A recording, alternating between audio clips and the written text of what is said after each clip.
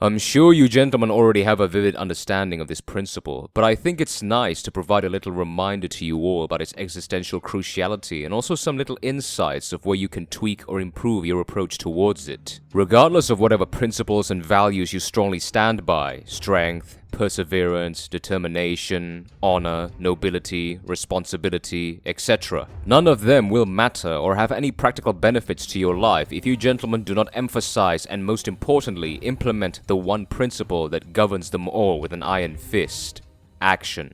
Remember what I said in the sense of duty and responsibility video?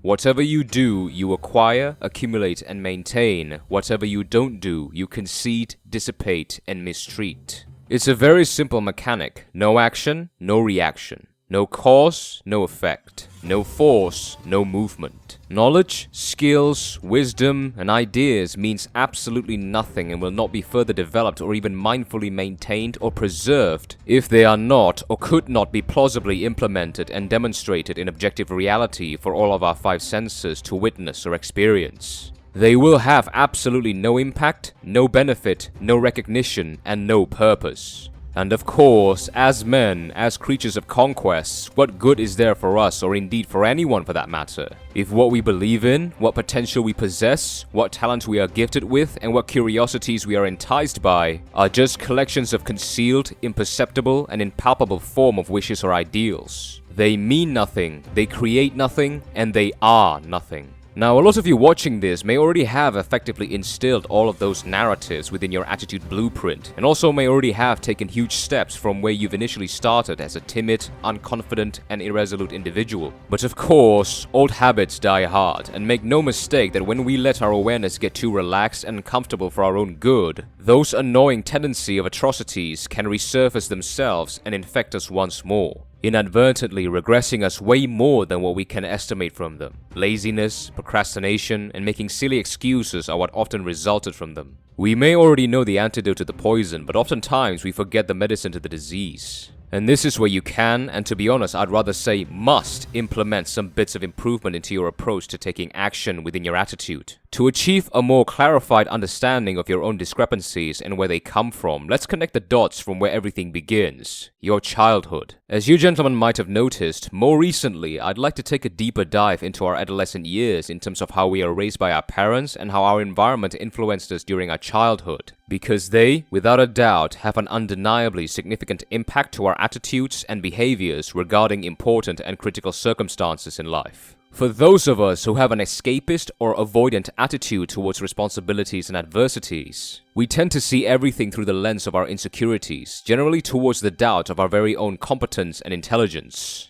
As children, we were often made to feel guilty or uncomfortable about our mistakes and our efforts to excel in any endeavor. We utterly fear the judgment of our parents because they not only cripplingly criticize us, but they also often discourage us and shamed us for both our efforts and mistakes, making us question our own value as a human being and our worthiness of love and acceptance as children. Our efforts don't match their ideals for our destiny, and our mistakes dishonor their own values. This caused us to have extremely low level of confidence, and as we grow up, we become habituated to avoid any kind of responsibility or challenge where our self-esteem might be at stake and where we can be openly judged or criticized by people. That is why, in our minds, we've created this avoidant narrative of, if we don't put in any effort, we will never experience failure or even get criticized. We will not feel bad about ourselves, and we will be comfortable. That is why we become clever escape artists in avoiding responsibilities, often through making good excuses for ourselves, blaming someone or an uncontrollable circumstance, and focusing on the narrative of the pointlessness of every action. We try to maintain the illusion of our own superiority or greatness by withdrawing from anything when our flaws become too apparent. We fear both failure and the massive responsibility to live up to when we achieve success, because we despise the inevitable criticism and possible shaming or condemnation that comes along with them, that could cripple or even eradicate our self-esteem. That is why we find it very hard to commit to any endeavor, project, or work. If you gentlemen could notice a little bit of those behaviors within your daily routine, it is absolutely necessary for you to push yourself and bring yourself to complete the task you've assigned yourself to.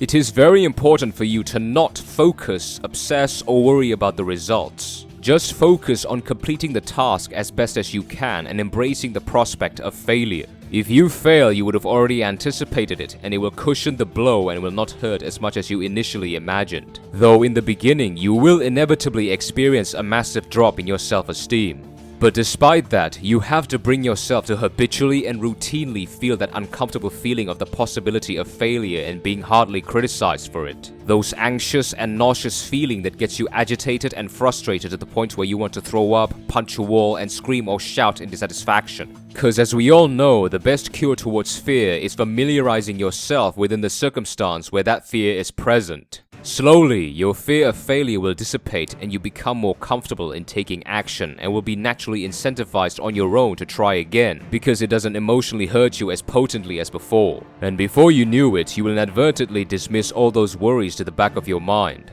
Again, like I said in the beginning, these are all knowledge that means nothing if you don't have the courage to implement them to your life. That is why I want you gentlemen to challenge yourself to apply this particular principle after you watch this video. Fuck the results. That comes later. All that matters is you putting in the work and completing the work first. Focus solely and exclusively on that narrative alone. Because if you obsess too much on all the possible consequences, your dreadful imagination that comes from your desolating fear of failure will run unnecessarily and purposelessly wild, making you even more hesitant and reluctant to take that much-needed initiative. Don't think, just start doing. Make that fear your arch-enemy that you want to defeat by instilling a feeling of spiteful disgust which will get you to take action despite the consequences in order to avoid shaming yourself. It is a simple principle to apply, but by no means I would call it easy to maintain, especially in the modern world where distractions are in every corner trying to seduce you away from doing the work. But you have to understand that it is thoroughly and conclusively critical to both the well-being and the prosperity of circumstance in your life. And you gentlemen know this very, very well. Thank you for watching.